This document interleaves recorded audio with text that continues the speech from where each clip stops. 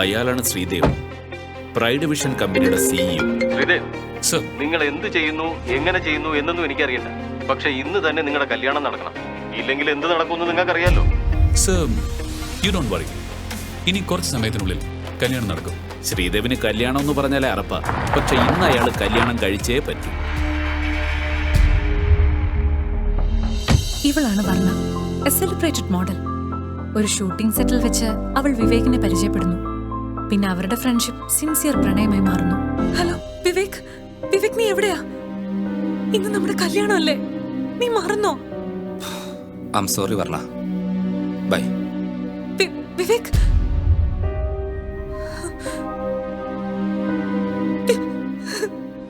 Hello.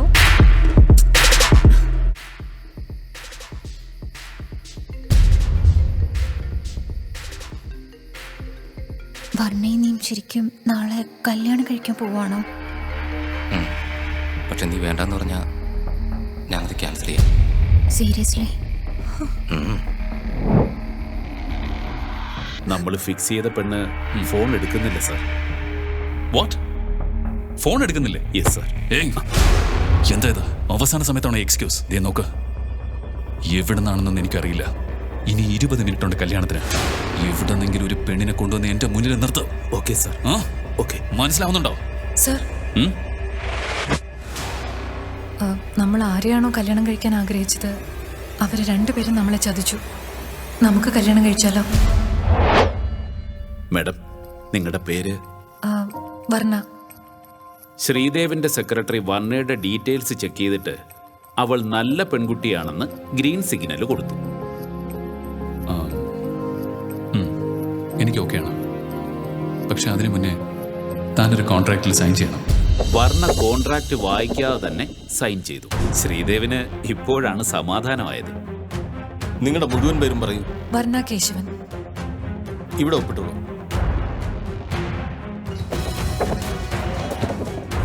ആ രാത്രിയും പതിവ് പോലെ വളരെയേറെ മനോഹരിയായിരുന്നു. എങ്ങും പ്രകാശം ചൊരിയുന്ന സ്ട്രീറ്റ് ലൈറ്റുകൾ, ചീറിപ്പായുന്ന വാഹനങ്ങൾ. കൊച്ചിയിലെ ഗ്രാൻഡ് ഹോട്ടലിൽ ഒരു പാർട്ടി നടക്കുകയായിരുന്നു. എങ്ങും വലിയ അട്ടഹാസങ്ങൾ, ചിരികൾ, കളികൾ. ഈ സന്തോഷത്തിനിടയിൽ വർണ്ണ പതിവിലും അധികമായി മദ്യപിച്ചിരുന്നു. ആകെ ബോധം നഷ്ടപ്പെട്ട വർണ്ണയെ അവളുടെ പ്രതിസുത വരൻ ഒരു വിധത്തിൽ താങ്ങിപ്പിടിച്ച് അവരുടെ ഫ്ളാറ്റിലെത്തിച്ചു. അവൾക്കൊട്ടും സ്വബോധമില്ലായിരുന്നു. പോരാത്തതിന് തല വെട്ടിപ്പൊളിയുന്ന വേദനയും. ഇതാദ്യമായാണ് അവൾ ഇത്രയും അധികം മദ്യപിക്കുന്നത്. എന്തൊക്കെയോ ശബ്ദങ്ങൾ കേട്ട് അവൾ മെല്ലെ കണ്ണു തുറക്കാൻ ശ്രമിച്ചു. പക്ഷെ അവൾക്ക് കഴിഞ്ഞില്ല. എന്നിട്ടും എങ്ങനെയൊക്കെയോ പാടുപെട്ട് അവൾ തന്റെ കണ്ണു തുറന്നു. അപ്പോൾ അവൾ അവിടെ കണ്ട കാഴ്ച അവൾക്ക് വിശ്വസിക്കാനായില്ല. മിന്നലേറ്റതുപോലെ നിശ്ചലയായി അവൾ ആ ബെഡിലിരുന്നു. അവൾ ആ രണ്ടുപേരെയും കണ്ണിമ ചിമ്മാതെ നോക്കിയിരുന്നു. അവളുടെ മനസ്സിൽ ദേഷ്യവും നിരാശയും തിളച്ചു പൊങ്ങാൻ തുടങ്ങി. നീന, ഒന്നടങ്ങിയിരിക്കെ, ശബ്ദമുണ്ടാക്കില്ലേ. വർണ്ണ ജസ്റ്റ് ഉറങ്ങിയതേയുള്ളൂ. എന്താ, നിനക്കവളെ പേടിയാണോ? അവൾ എണീറ്റാൽ ഇപ്പൊ എന്താണ്? നീന അക്ഷമയോടെ അവനോട് പറഞ്ഞു. വർണ്ണ തന്റെ കണ്ണുനീർ തടഞ്ഞു നിർത്താൻ ആഞ്ഞു ശ്രമിക്കുന്നുണ്ടായിരുന്നു. പക്ഷേ അവളുടെ കവിളുകൾ നനയുന്നത് അവൾക്ക് തിരിച്ചറിയാമായിരുന്നു. അവളുടെ മനസ്സാകെ കലങ്ങി മറഞ്ഞ അവസ്ഥയിലായിരുന്നു. തന്റെ കൺമുന്നിൽ വെച്ച് ഈ നടന്നതൊന്നും അവൾക്ക് വിശ്വസിക്കാനായില്ല. നാളെ തന്റെ കഴുത്തിൽ താലി ചാർത്തേണ്ട പുരുഷൻ ഇന്ന് തനിക്ക് തൊട്ടരികിലിരുന്ന് മറ്റൊരു സ്ത്രീയെ ചുംബിക്കുന്നു. ഛേ, വർണ്ണ അപ്പോഴും ഉറങ്ങുകയാണെന്നാണ് നീന കരുതിയത്. വർണ്ണയെ പുച്ഛത്തോടെ നോക്കിക്കൊണ്ട് അവൾ മെല്ലെ ഒന്ന് ചിരിച്ചു. അവൾ പിറുപിറുക്കുന്നുണ്ടായിരുന്നു. വർണ്ണേ, നീയും വിവേകും നാളെ ആ പേപ്പറിൽ ഒപ്പിടില്ല. അതിന് ഞാൻ സമ്മതിക്കില്ല. ഞാൻ അവന്റെ കുഞ്ഞിന്റെ അമ്മയാവാൻ പോവുകയാണ്. അവൻ എന്റെ മാത്രമാണ്, എന്റെ മാത്രം. വർണ്ണ തന്റെ മുഷ്ടി ചുരുട്ടി പിടിച്ചു. ഒരു ചെറിയ ശബ്ദം പോലും പുറത്തു വരാതിരിക്കാൻ അവൾ നന്നേ പാടുപെട്ടു. തനിക്ക് ചുറ്റുമുള്ള ലോകം തകർന്നു വീഴുന്നത് അവൾ നിശബ്ദയായി സഹിച്ചു. 3 വർഷങ്ങൾക്ക് മുമ്പ് വർണ്ണ കേരളത്തിലെ ഏറ്റവും പ്രശസ്തിയായ ഒരു മോഡലായിരുന്നു. പക്ഷേ തന്റെ ഇഷ്ടപുരുഷനു വേണ്ടി അവൾ എല്ലാം ഉപേക്ഷിച്ചു. താൻ വളരെയധികം കഷ്ടപ്പെട്ട് നേടിയ അവസരങ്ങൾ പലതും വർണ്ണ നീനയ്ക്ക് കൈമാറി. ഇക്കാലം അത്രയും വർണ്ണ ചെയ്തു കൂട്ടിയതെല്ലാം ഒരൊറ്റ രാത്രി കൊണ്ട് വെള്ളത്തിൽ വരച്ച വരയായി മാറി. ഇല്ല, ഇതൊന്നും സത്യമല്ല. ഇതൊരു സ്വപ്നമാണ്, ഒരു ദുഷിച്ച സ്വപ്നം. എല്ലാം ശരിയാവും. ഇതൊരു സ്വപ്നം മാത്രമാണ്. ഇതൊന്നും വിശ്വസിക്കേണ്ട. വർണ്ണ ഇങ്ങനെ ഓരോന്നും പറഞ്ഞ് സ്വയം സമാധാനിപ്പിച്ചുകൊണ്ടിരുന്നു. പാതിരാത്രി ആയപ്പോൾ നീന തനിക്ക് തീരെ സുഖമില്ലെന്ന് പറഞ്ഞ് വിവേകിനെയും കൂട്ടി ഹോട്ടലിൽ നിന്നും പോയി. അത് വിവേകിന്റെ മടക്കമില്ലാത്ത യാത്രയുടെ തുടക്കമായിരുന്നു. പക്ഷേ നാളെയല്ലേ കല്യാണം. നേരത്തെ പറഞ്ഞുറപ്പിച്ചതുപോലെ വർണ്ണ രാവിലെ തന്നെ രജിസ്റ്റർ ഓഫീസിൽ എത്തിച്ചേർന്നു. കാറിൽ നിന്ന് ഇറങ്ങിയ ഉടനെ അവൾ ഫോണെടുത്ത് വിവേകിനെ വിളിച്ചു. പ്രതീക്ഷിച്ചതുപോലെ തന്നെ മറുവശത്തു നിന്നും ഒരു തണുപ്പൻ മറുപടിയാണ് വന്നത്. നീനയ്ക്കൊരു ആക്സിഡന്റ് ഉണ്ടായി സ്റ്റേജിൽ വെച്ച്. ഞാനിപ്പോൾ അവളുടെ അടുത്താണ്. ഞാൻ ഈ കാര്യമൊന്ന് റെഡിയാക്കട്ടെ. നമുക്ക് ഈ രജിസ്റ്റർ മാരേജ് വേറൊരു ദിവസത്തേക്ക് മാറ്റാം. ആ വേറൊരു ദിവസം ഇനി ഒരിക്കലും ഉണ്ടാവില്ലെന്ന് വർണ്ണയ്ക്ക് നന്നായി അറിയാമായിരുന്നു. വർണ്ണ തിരിഞ്ഞു നടക്കാൻ തുടങ്ങി. പെട്ടെന്നാണ് അവളുടെ കണ്ണുകൾ ഒരു ഉയരമുള്ള മനുഷ്യനിൽ തട്ടി നിന്നത്. ഈ മനുഷ്യൻ ആരാണ്? എന്തൊരു തേജസ്സാണ് ഇയാൾക്ക്! ഒരു രാജാവിനെ പോലെ ഉണ്ടല്ലോ. അയാൾ അവളുടെ അടുത്തേക്ക് വന്നുകൊണ്ടിരുന്നു. പെട്ടെന്ന് വർണ്ണ അയാളെ ഓർത്തെടുത്തു. ഓ, ഇത് ശ്രീദേവല്ലേ, പനാഷി ഇന്റർനാഷണലിന്റെ CEO. പണ്ടവൾ മോഡലിംഗ് രംഗത്ത് കത്തി നിന്നിരുന്ന കാലത്ത് ഒരു തവണയോ മറ്റോ ഒരു പാർട്ടിയിൽ വെച്ച് ഇയാളെ കണ്ടിരുന്നു. ഓഹോ, ഇനി ഇയാളുടെയും കല്യാണമാണോ? കൊള്ളാമല്ലോ, അവൾ മനസ്സിൽ ചിന്തിച്ചു. പ്രസിഡന്റ്, രമ്യ ഇതുവരെ വന്നിട്ടില്ല. 10 മിനിറ്റ് ലേറ്റാണ്. ശ്രീദേവ് വന്നത് കണ്ട് അയാളുടെ അസിസ്റ്റന്റ് വളരെ വിനയത്തോടെ പറഞ്ഞു. ആ മേനോൻ ഫാമിലിയെ വിളിച്ചു പറഞ്ഞേക്ക്, സ്വന്തം വിവാഹത്തിന് പോലും നേരത്തിന് വരാൻ അവൾക്ക് കഴിവില്ലെങ്കിൽ പിന്നെ അവൾ ഇങ്ങോട്ട് വരേണ്ടതില്ലെന്ന് ശ്രീദേവ് കനത്ത സ്വരത്തിൽ പറഞ്ഞു. പക്ഷെ ചെയർമാൻ പറഞ്ഞത് എന്തൊക്കെയായാലും ഇന്ന് തന്നെ സാറിന്റെ വിവാഹം നടക്കണമെന്നല്ലേ? അസിസ്റ്റന്റ് ഓർമ്മിപ്പിച്ചു. എങ്കിൽ പിന്നെ ഏതെങ്കിലും നല്ല കുടുംബത്തിൽ നിന്ന് ആരെയെങ്കിലും കണ്ടുപിടിച്ചോണ്ട് വാ. നിനക്ക് ഞാൻ ഒരു അരമണിക്കൂർ സമയം തരാം, ശ്രീദേവ് ആജ്ഞയുടെ സ്വരത്തിൽ പറഞ്ഞു. ഒരു കണക്കിന് ശ്രീദേവും ഇപ്പോൾ വർണ്ണയുടെ അതേ അവസ്ഥയിൽ തന്നെയാണ്. വിവാഹം നടത്താൻ വന്നിട്ട് അത് പാളിപ്പോയ അവസ്ഥ. ശ്രീദേവ് വളരെയധികം സ്വാധീനമുള്ളവനായിരുന്നു.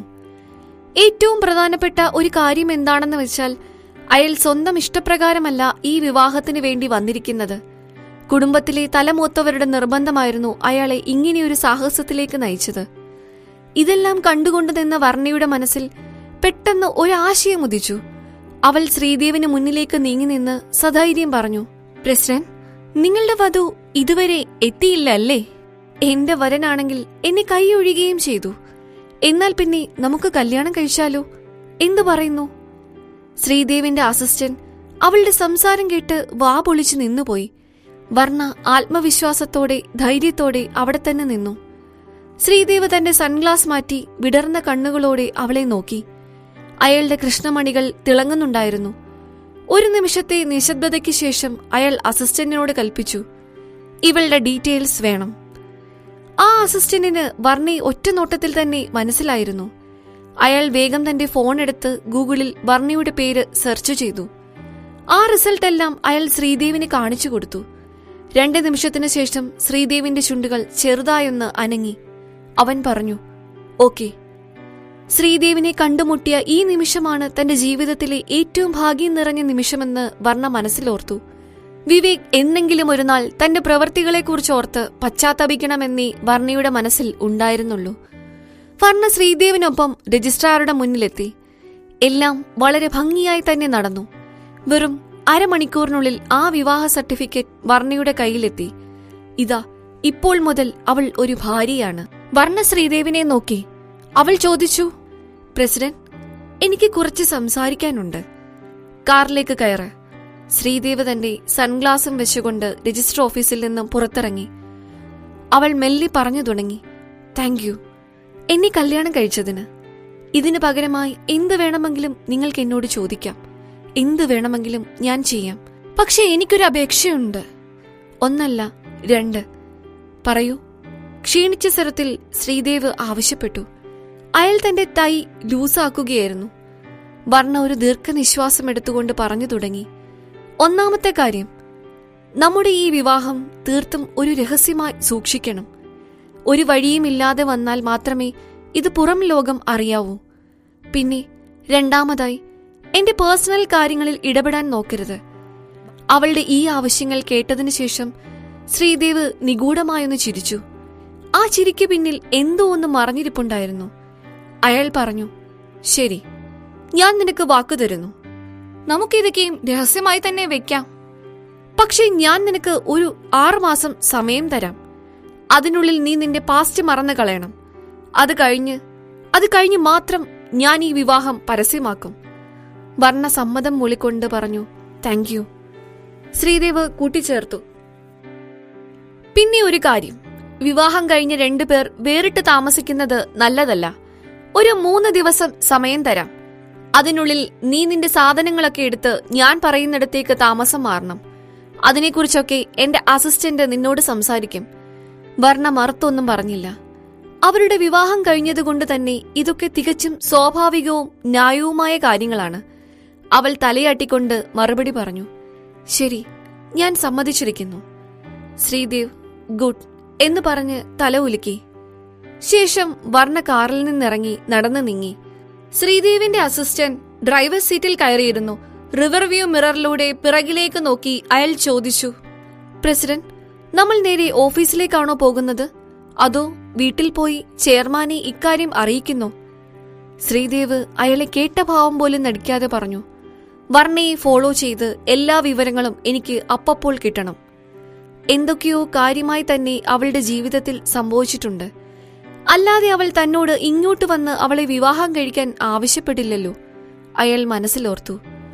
ഒരു ഇന്റർനാഷണൽ മീഡിയ ഏജൻസിയുടെ തലവൻ എന്ന നിലയിൽ അയാൾ തീർച്ചയായും വർണ്ണയെപ്പറ്റി നേരത്തെ തന്നെ കേട്ടിട്ടുണ്ട്. അവൾ ഒരു കാലത്ത് വളരെ പ്രശസ്തിയായ ഒരു മോഡലായിരുന്നു. പക്ഷേ 3 വർഷങ്ങൾക്ക് മുമ്പ് അവൾ ടോപ്പ് ഏജൻസിയായ സ്റ്റാർ കിങ്ങിന്റെ ഓഫർ നിരസിച്ചു. അതിന്റെ പേരിൽ അവർ അവളെ ബ്ലാക്ക് ലിസ്റ്റ് ചെയ്യുകയും ഉണ്ടായി. ഒടുവിൽ അവൾ ഇമേജസ് എന്ന ഏജൻസിയുമായി കരാർ ഒപ്പുവെക്കുകയും അവളുടെ ബോസായ വിവേകിനോടൊപ്പം ഗോസിപ്പ് കോളങ്ങളിൽ നിറഞ്ഞു നിൽക്കുകയും ചെയ്തു. സത്യം പറഞ്ഞാൽ വർണ്ണ പോലും താൻ ഇത്രയും ധൈര്യശാലിയാണെന്ന് വിചാരിച്ചിരുന്നില്ല. അവളിതാ ഇപ്പോൾ ഒരു അപരിചിതനെ വിവാഹം ചെയ്തിരിക്കുന്നു. ഓർക്കുമ്പോൾ ഒരു എത്തും പിടിയും കിട്ടുന്നില്ല. എന്തായാലും സംഭവിക്കാനുള്ളത് സംഭവിച്ചു. ഇനി ഒരു തിരിഞ്ഞുനോട്ടമില്ല. വർണ്ണ തിരികെ വന്ന് സ്വന്തം കാറിൽ കയറി. കാർ സ്റ്റാർട്ടാക്കാൻ ഒരുങ്ങവേ അവളുടെ ഫോൺ റിങ് ചെയ്യാൻ തുടങ്ങി. അത് വിവേകിന്റെ കോളായിരുന്നു. വർണ്ണ കോൾ എടുത്തതും അവൻ ധൃതിയിൽ പറഞ്ഞു തുടങ്ങി, വർണ്ണ, നീ എവിടെയാ? വർണ്ണ ശാന്തിയായി മറുപടി പറഞ്ഞു, ഞാനിപ്പോൾ രജിസ്റ്റർ ഓഫീസിന് മുന്നിൽ വീട്ടിൽ പോകാൻ തുടങ്ങുകയായിരുന്നു. അവളുടെ ആ വാക്കുകൾ അവളുടെ ഉള്ളിലെ പലവിധ വികാരങ്ങളെ മറച്ചു പിടിച്ചുകൊണ്ടിരുന്നു. വിവേക് അധികാരത്തോട് അവളോട് പറയാൻ തുടങ്ങി, നീനക്ക് ഇന്നൊരു ഇമ്പോർട്ടന്റ് ഷോയുണ്ട്. പക്ഷെ അവളുടെ ഈ അവസ്ഥയിൽ അവൾക്കതിൽ പങ്കെടുക്കാൻ പറ്റില്ല. അതുകൊണ്ട് അവൾക്ക് പകരം നീ പോകണം. അവളുടെ ഒരു ഡ്യൂപ്പായി നിന്ന് നീ ഈ ഷോ ചെയ്യണം. അവിടെ മേക്കപ്പ് ആർട്ടിസ്റ്റ് നിനക്കൊരു മാസ്ക് ഒക്കെ റെഡിയാക്കി തരും. അപ്പോൾ പിന്നെ ആരും നിന്നെ തിരിച്ചറിയില്ല. അവൻ കൂടുതൽ ധാർഷ്ട്യത്തോടെ തുടർന്നു, നീനിക്ക് പരിക്ക് പറ്റിയതുകൊണ്ട് നീ കുറച്ച് കഷ്ടപ്പാട് സഹിക്കേണ്ടി വരും. വർണ്ണ പെട്ടെന്ന് തന്നെ ചോദിച്ചു, അല്ല, നീ പറഞ്ഞത് നീനിക്ക് സ്റ്റേജിൽ വെച്ച് പരിക്ക് പറ്റിയതാണെന്നല്ലേ? അപ്പോൾ അക്കാര്യം മീഡിയ അറിഞ്ഞു കാണില്ലേ? അവൾ ഹോസ്പിറ്റലിലാണെന്ന് മീഡിയ അറിഞ്ഞിട്ടുണ്ടെങ്കിൽ? അവളെ പറഞ്ഞു മുഴുവനാക്കാൻ വിവേക് സമ്മതിച്ചില്ല. അവൻ ഇടയിൽ കയറി പറഞ്ഞു, ആ, അതൊക്കെ എനിക്ക് വിട്ടേക്ക്. അവൾ പരിക്ക് വെച്ചുകൊണ്ട് തന്നെ ഷോ ചെയ്യാൻ പോവുകയാണെന്ന് ഞാൻ മീഡിയയ്ക്ക് ഇൻഫർമേഷൻ കൊടുത്തിട്ടുണ്ട്. ഞാൻ നിന്നോട് പോവാൻ പറഞ്ഞാൽ നീ പോകണം. വേറെ വലിയ കാര്യമൊന്നും അന്വേഷിക്കണ്ട. വിവേകിന് തീരെ അന്തസ്സില്ലായിരുന്നു. ഇതിനോടകം തന്നെ വർണ്ണ നീനിക്ക് വേണ്ടി ഒരുപാട് കള്ളത്തരങ്ങൾ ചെയ്തു കൂട്ടിയിട്ടുണ്ട്.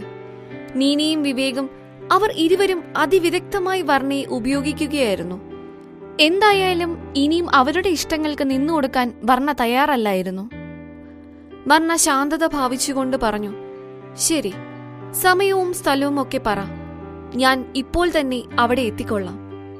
വിവേക് വീണ്ടും നാണമില്ലാതെ പറഞ്ഞു തുടങ്ങി, വർണ്ണ, നമ്മുടെ വിവാഹം ഇങ്ങടുത്തെത്തിയില്ലേ?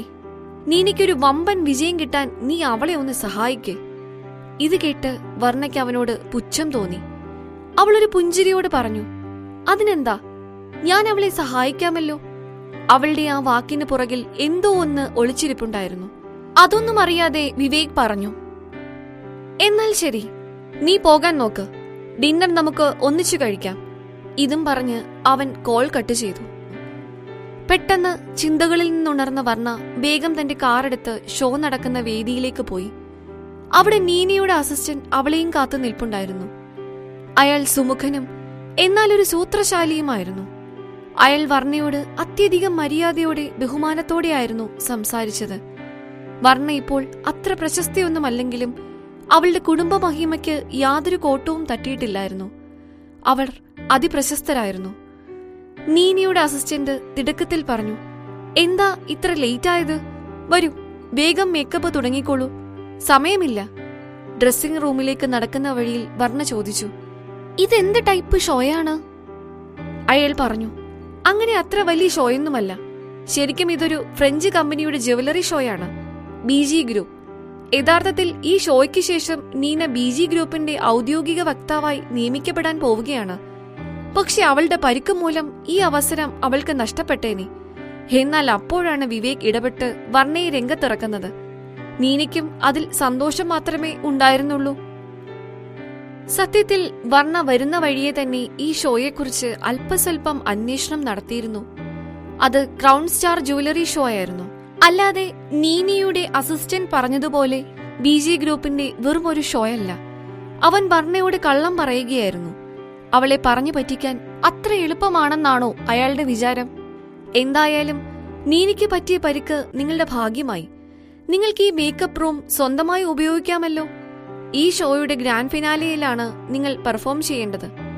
ഇതാ ഈ ജ്വല്ലറി പീസ് നിങ്ങൾ പ്രസന്റ് ചെയ്യുക. ഇതാണ് ടൈം ഷെഡ്യൂൾ. ഇത്രയും പറഞ്ഞുകൊണ്ട് അയാൾ അവിടെ ഇരുന്നിരുന്ന ഒരു ജ്വല്ലറി പീസിലേക്ക് വിരൽ ചൂണ്ടി.